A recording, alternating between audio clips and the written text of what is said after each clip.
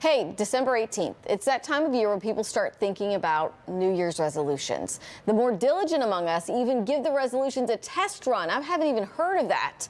Including healthy habits in your resolutions can help you prevent chronic illnesses. So Dr. David Persse, the Chief Medical Officer with the City of Houston, joins us now to share his top tips for adopting resolutions that'll help avoid health problems down the road. Good morning, Dr. Persse. Hey, good morning. Thanks for having me. Yeah, so I haven't heard of doing this test run thing. Not a bad idea. Can you talk to us a little bit about what healthy habit you think that people fail to add to their New Year's resolutions? We always hear about people wanting to lose weight.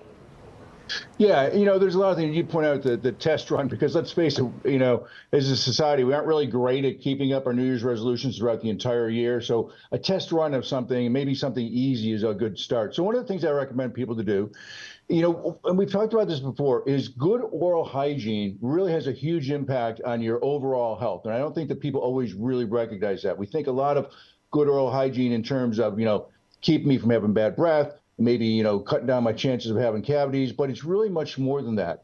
And it's easy too. So you really should brush your teeth after every meal. But if you can at least brush your teeth twice a day, that's a good place to start. The other thing is that when you brush your teeth, unfortunately, it doesn't get everything. So there's still those little nooks and crannies between your teeth. And so you really need to floss at bedtime. And then finally, limit the sugar in the sweet snacks.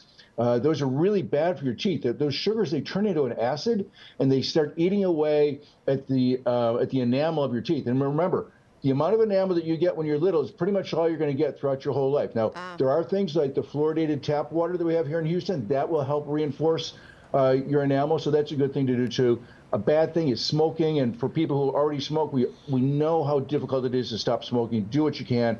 For those folks, especially young folks who don't smoke, don't start.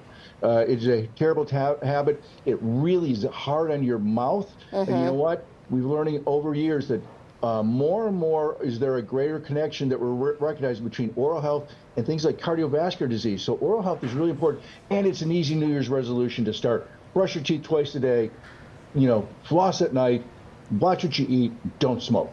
Yeah, those are all really good ones. I met a woman years ago. She actually worked at the Houston Health Department, but she did brush her teeth after every meal. I mean, I was going to the restroom and she was in there brushing her teeth after lunch. I was like, really? And she's like, yep, yeah. What are your recommendations to prevent high blood pressure and high blood cholesterol? This is a great question because, and again, the connection between high blood pressure, high cholesterol, and really important things like preventing heart attacks and strokes, which are, devastating things to happen to us. So things that you can do, which again, these are not terribly difficult to do and great for New Year's resolutions, is exercise. And so, about a third of Houstonians have got high blood pressure, about a third of Houstonians have got high cholesterol, and many of them have got both. And so everybody should take advantage of this, because you don't necessarily know if you're in those numbers, but just exercising, every day. If you can get in about 30 minutes of exercise per day, and, what you can do is fine, right? The more vigorous you can do, the better, but what you can do is fine. So about 30 minutes a day. Again, don't smoke, eat a healthy meal, maintain your weight, try and keep your weight down. For those of us, and I think all of us are trying to lose a little bit of weight, just that aerobic exercise, getting out, even if it's just walking, if you can jog, if you can go to the gym and get into some of the classes that they have, they are really great at lowering your blood pressure. You know what else they're good at is cholesterol. And so there's two kinds of cholesterol. There's the LDL, which is the one that causes damage. You call that the bad cholesterol. And then there's HDL, which is the good cholesterol. And so with your diet, you can help to reduce that LDL. But with exercise, you can really increase the HDL. And again, it's not, you don't have to beat yourself up with this exercise. Just get out, get moving, and then it'll make a big difference. Yeah, I mean, all of these things, sort of starting healthy habits, are good examples for parents if you have young children. But do you have any specific types of recommendations for parents of young children making resolutions? Yeah, so one of the things about, with kids, and I'm going to say kids for this all the way up to the age of 18, we talk about exercise first. They can, let's face it, those kids like to move, right? But if they can get an hour a day of vigorous exercise for the young kids, that makes a big, big difference. It's probably more than what we as adults can handle in terms of our busy schedules. But kids, they really need to get out, get moving. It sets them for life. It gives them a pattern. It gives them good, health habits if we can get them exercising a lot when they're young. And then beyond that, it's on us as parents. We've got to make sure that our kids get their immunizations. And, the immunizations, one of the things, in public health over decades is that we are, to some degree, we're the victims of our own success.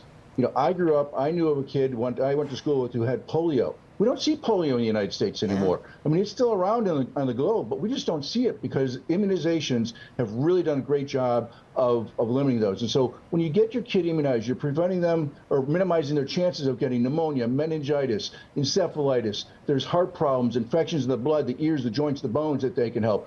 Specifically, immunization gets hepatitis A, hepatitis B, diphtheria, tetanus, whooping cough, influenza, pneumococcal disease, polio, mumps, rubella, chickenpox, and don't forget, COVID and flu. So there's in the schedule for kids. It's really important we get those little ones at the age of 2, 4, 6, 12, 15, and 18 months of age. If they get those, that's a whole bunch in that first year and a half. But then they're good until they're 4 or 6 years old. So, put in that investment early, moms and dads, and then you don't have to worry about it for several years. Yeah, and flu season runs till how long? I know, surprise question. So flu season technically, if it runs really from November through March. Okay. Here in Houston, we really sort of see it.